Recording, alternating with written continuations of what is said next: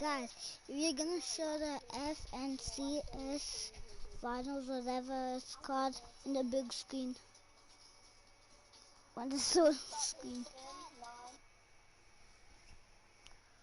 stops. Okay. The big screen wait, I think it's over there. I'm gonna go.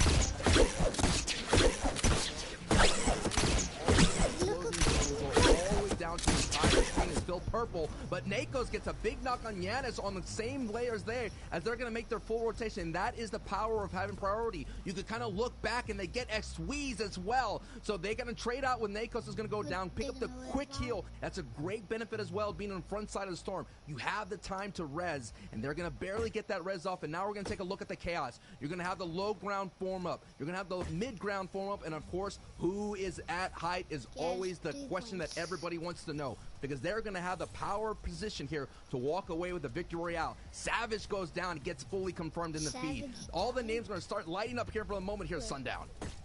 Yeah, now we have our placement points beginning to get doled out, and they're going to come Mr. Savage in very quickly. 2 already taking over as we're into our top 15. 35 players remaining, but a good execution there coming through from Nakos and Co to get back to a strong 3. Now they're going to about face and start spraying shots. Andalix will also get confirmed by Blackie, so that's our second place team being taken down. We talked about Rojo and Co, but they will be no mo there as he gets taken out. However, Mongraal, Tayson, Mitro, if the number 1 team doesn't fall and gets high ground every game, this is going to be a race for second as they open up match number 6, just like they closed the rest of the day yesterday, controlling high ground and raining down the AR shots with nary a contestant in sight. So we're going to hop on board here with the French trio, who's continuing to work on the low ground. 4 eliminations so far. Nakos has the legendary pump as well as the bandage cannon, so good opportunity to potentially execute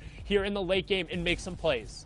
CRR Stealth Wolfies does get knocked, but it is an opportunity, though, for at least Clement, Floki, and Nakos to kind of close the gap as much as possible. Yes, already metaphorically as well. On top of the leaderboard is Mongraal, and on height is this game as Nakos does pick up an Elan right then and there. It's so important, though. We've been seeing the playstyle in the EU region to overcome height at a moment's notice. We've been seeing a lot of low ground victory royales. The question is can Mongrals hold on? And Kenzo is actually going for height, and it's Cammy. 2 teams are competing from height, and it's going to be Tayson that's going to be left on alone. And you mentioned Mongraal going down. Mitro and Tayson are going to have to do it as Cammy and Raxo take control of height, as you're seeing on your bottom right. On the top right, it's going to be the low ground. And Clement, and man, look at them. They're getting so many elims right now. Already with 7, Sundown. And there's plenty more on the board. They're also getting the placement points, taking over top 4 with 9 players remaining. But all of a sudden, Clement is all alone. He's going to turn around and pick up CRR. It's going to be a 1v3. He finds the second right away. That was Mitro for the full confirm, but he goes down in 3rd. Raxo up on the high ground, running it out now, and the challenge comes up from Kinzo, and he gets swatted down. Raxo and Gamma Gaming Cammy will close that one out. 9 eliminations and 34 points from the Victory Royale. Match 6 closes out there. In a blink of an eye, before you know it, a victory royale is accrued by Raxo and Co. We're going to need the breakdown from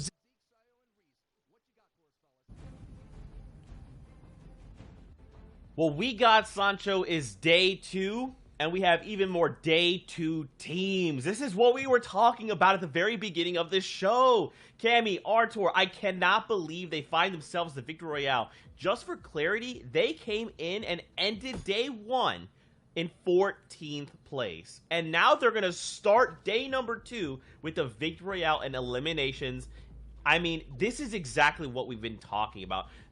I'm so surprised, and gentlemen, we're going to break down kind of what went down a little bit more in just a little bit. But remember, we've got the standings. We have these cumulative leaderboards. You've still got Mongraal, Mitro, and Tayson. They're far and away, even after that game, I mean, 40 points ahead? I don't know how they're doing this. it's like they didn't win that last game, but they did not lose it either. They got to survive all the way till the very end, and now they have an even bigger lead, Reese. 17-point match for them. Really, really nice. And like obviously, like we said, we need to keep this consistency up. They're already coming in strong on the first game of day 2, consistent as they were yesterday. We can see kind of Andalex not managed to get that many points, only 4. So they've still holding on to that second place spot. But, you know, they really want to be trying to bridge that gap between first and second. And so far, it's only gone a little bit further. Yeah, so our top 3 also switched up with Benji going down to 5th, and then we see another trio, Kinsel, Wolfies, and CRR get 3rd overall. This is what Zeke was talking about, though. Raxo, Cammy, and Artur, a victory royale. 14th place all the way now to 6th with 76 points. Wow, that's impressive. And, you know, to answer a little bit of Sancho's questions, how did they do it? They did it because they were popping off on low ground, being really, really consistent.